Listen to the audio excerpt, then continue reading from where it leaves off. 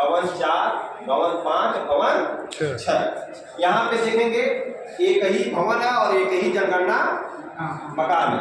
भवन संख्या 2 में भी वही है, भवन संख्या 2 जनगणना मकान यहाँ भी एक ही है, यहाँ भी एक ही है, यहाँ पे भी एक ही है। लेकिन ये 5 जो भवन 5 है इसमें जनगणना मकान 2 है, इसमें ऊपर और नीचे 2 परिवार रह रहे हैं। और इसमें कितने जनगणना मकान है? 3। भवन संख्या 6, जनगणना मकान 3, 1 2 3। क्योंकि अलग अलग रह रहे हैं तब जनगणना, अगर एक ही परिवार ऊपर नीचे रहता तो क्या माना जाता? भवन संख्या भी एक है, जनगणना मकान भी वहाँ एक ही है।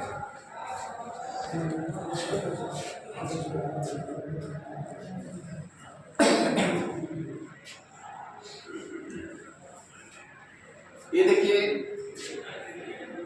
यहाँ पे हॉस्टल है, वही चीज़ है कि एक हॉस्टल है और इसके अलावा जो है 2 कमरे और है जिसमें उसके जो वार्डन और कर्मचारी अलग अलग रहते हैं। तो एक है और जनगणना मकान 3।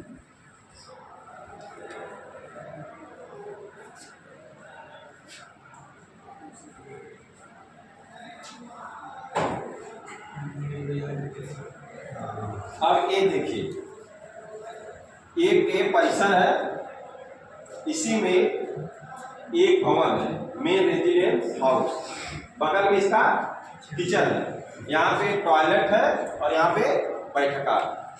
यूज पूरा वही परिवार एक ही कर रहा है, ठीक है। तो भवन संख्या 1 होगी और जनगणना मकान भी 1 होगा।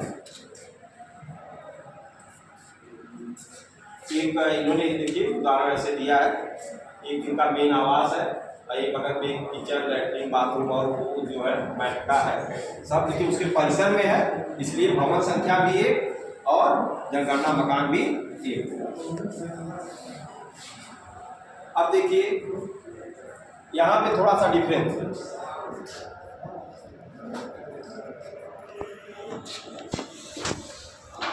अब मेन आवास उसका यहाँ पे है और किचन है, ये वर्क सेट, यहाँ पे काम करते हैं, ठीक है। और यहाँ पे पशु के लिए कैटल सेट, पशु के। अब यहाँ पे चूंकि वो वर्क करता है और लोग वर्क करते हैं, यहाँ पे पशु रहते हैं, ठीक है। तो भवन संख्या 1 लेकिन जनगणना मकान 3। हाँ,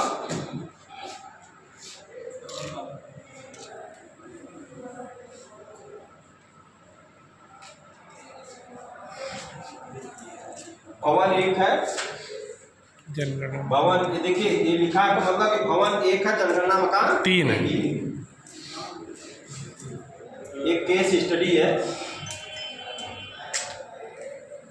बिल्डिंग 1 है, ये वाली बिल्डिंग, उसमें 12 सेंसस हाउसेस हैं, 12 नॉर्मल हाउस होल्ड, यानी जितने जनगणना मकान होंगे उतने परिवार होंगे, जनगणना परिवार।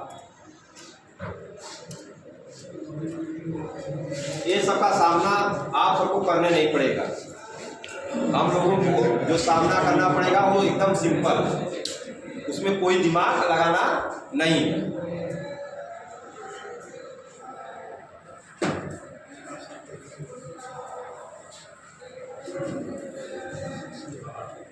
एक परिसर दिया गया है, ठीक है। देखिए इस परिसर में अलग अलग वो है, एक मेन हाउस है और अलग अलग जनगणना मकान है परिसर के अंदर। फिर दूसरा परिसर ये है, एक चीज इसमें सेंसस हाउस 4 जो दिखाए हैं, इसी को जो है अब भेजे थे, अभी तक इसकी वो नहीं, बिल्डिंग 2 तो समझ में आ रही है, लेकिन जनगणना मकान जो सेंसस हाउस 4 दिखाए हैं, ये चीज हमको समझ में नहीं आया है अभी। एक प्रकरण के हेतु परिभाषित कार्य क्षेत्र, परिसर, भवन, जनगणना भवन, परिवार। अब आती है बात परिवार का मुखिया। आप परिवार के मुखिया अब की बात आती है तो किसको मानते हैं? और जब कमाता है परिवार के लिए कुछ करता है, उसकी बातों को लोग मानते हैं। ऐसा नहीं है क्या? यही है